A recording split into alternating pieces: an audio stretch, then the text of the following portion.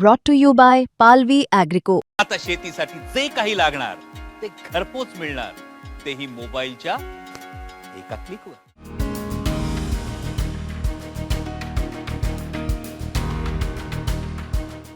CM फडणवीसांच्या निशाण्यावर अर्धी cabinet. भोंदूबाबामुळे Shinde चाकणकरांसह कोण अडचणीत. खरात प्रकरणावरून संजय राऊतांचे धक्कादायक दावे. अत्याचाराच्या आरोपाखाली अटक झाल्यानंतर भोंदूबाबा कॅप्टन अशोक खरातचे अनेक कारनामे उघडकीस येत आहेत. पण सर्वाधिक खळबळ माजली ती खरात आणि नेत्यांच्या फोटोंमुळे. महिला आयोगाच्या अध्यक्षा रुपाली चाकणकर ते उपमुख्यमंत्री एकनाथ शिंदेंसह अनेक मंत्री आणि आमदारांचे खरात सोबतचे फोटो व्हायरल झाले. खरात प्रकरणाच्या तपासासाठी SIT नेमत सगळे सूत्र फडणवीसांनी तेजस्वी सातपुतेंकडे सोपवलीत. व्हिडिओ क्लिप्स आणि इतर संवेदनशील माहिती आधीच ताब्यात घेत पोलिसांनी कमालीची गुप्तता बाळगली आहे. सीएम फडणवीसांच्या निर्देशानंतर सुरू झालेल्या बेधडक कारवाईमुळे कॅप्टन खरातची सलगी असणाऱ्या नेत्यांची झोप उडाली आहे. अशोक खरातच्या कारनाम्यांच्या फाईल्स उघडतात मंत्रालयातही धाकधूक वाढली आहे. 1-2 नव्हे तर अर्ध मंत्रिमंडळच फडणवीसांच्या निशाण्यावर आले. उपमुख्यमंत्री एकनाथ शिंदे यांच्या खरात सोबतच्या सलगीमुळे शिवसेनेतील मंत्री आणि आमदारांचं टेन्शन वाढले. तर आतापर्यंत अनेक प्रकरणात अध्यक्षपद वाचलेल्या राष्ट्रवादीच्या रुपाली चाकणकर खरात प्रकरणात चांगल्याच अडचणीत आल्यात. उद्धव ठाकरेंच्या शिवसेनेचं मुखपत्र असणाऱ्या सामनातून याबाबत भाष्य करण्यात आले. संजय राऊतांनी तर तो मंत्री विधी कुणासाठी आणि का करत होता ते सांगत मोठा दावा केलाय. खरात सोबत संबंध असणाऱ्यांना पदावरून दूर करावं अशी मागणीच राऊतांनी लावून धरली आहे.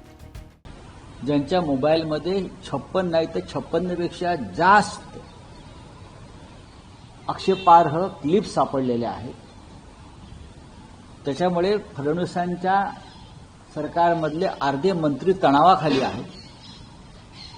ते इतके तणावाखाली आहेत की काही लोकांना ICU मध्ये भरती करावं लागेल. जी माहिती माझ्या समोर येते आहे त्यानुसार या भोंदूबाबांना जी माहिती दिली आहे पोलिसांना ती अत्यंत गोपनीय दिली असली तरी महाराष्ट्राच्या सध्याच्या मंत्रिमंडळातले 9 मंत्री हे या भोंदूबाबाचे नियमित भक्त होते आणि त्यांच्याकडे जाऊन रेग्युलर काही अत्यंत घृणास्पद प्रकारचे विधी करत होते. ही अंधश्रद्धा आहे. त्याहीपेक्षा मुख्यमंत्र्यांनी याबाबतची साफसफाई जर सुरू केली असेल तर ते कौतुकास पात्र आहे. माझ्या माहितीनुसार हा जो महाराष्ट्राच्या मंत्रिमंडळातील म्हणजे देवेंद्र फडणवीसजी यांच्या कॅबिनेटमधील अनेक मंत्र्यांचे हे गुरु महाराज आहेत. जे आता पोलीस कस्टडीमध्ये आहे.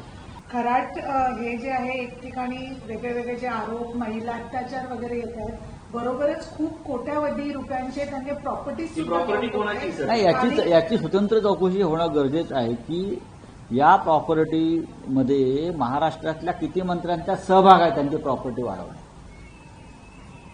महाराष्ट्रातल्या किती मंत्र्यांचा आजच्या सहभाग आहे.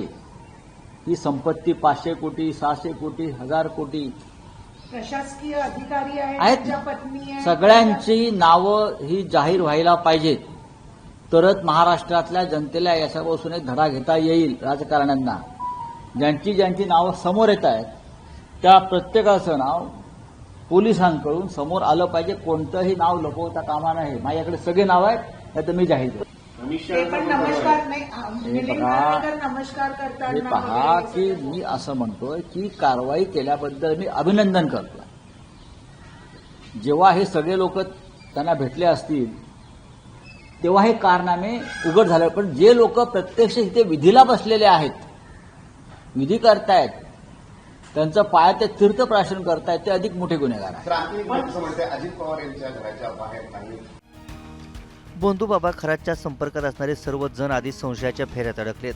त्यात त्या 58 व्हिडिओंमुळे खरातसह अनेकांची कोंडी होणार आहे. अशातच फडणवीसांनी चौकशीचा ससेमिरा मागे लावण्याच्या हालचाली सुरू केल्यानं मंत्रिमंडळातील अनेक जण टेन्शनमध्ये आल्याची चर्चा आहे. आता फडणवीसांनी कारवाईचा बडगा उगारल्यास कुणाकुणाची विकेट जाणार याकडे लक्ष असेल. ब्युरो रिपोर्ट, मुंबई तक.